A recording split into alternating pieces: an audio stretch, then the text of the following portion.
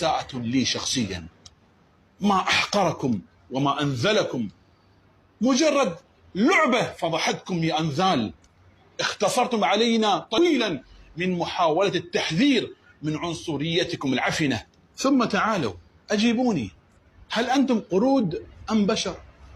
أما نحن فبحمد الله تعالى نؤمن بأننا بشر خلقنا الله تعالى. السلام عليكم ورحمة الله.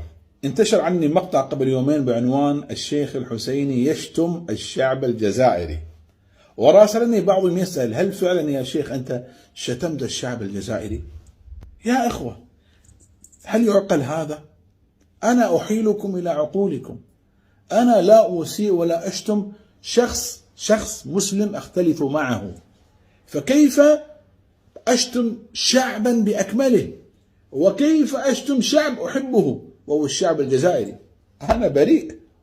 أيها الأخوة، هذا المقطع مفبرك تم اقتطاعه من سياقه، والمقطع الكامل سأضع رابطه في الأسفل إن شاء الله.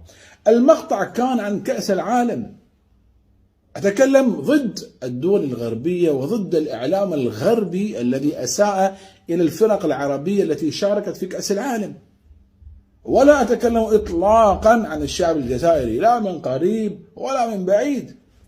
أمانة تنشرون هذا المقطع على أوسع نطاق، ولذلك أنا عمدا جعلت هذا المقطع قصير حتى يسهل نشره. دافعوا عن أخيكم ودافعوا عن عرضي، فأنا أحب كل الجزائريين وأريد أن كل الجزائريين يحبوني كما أحبهم. أنا لا أتحمل جزائري واحد يسيء فينا الظن. اتفقنا؟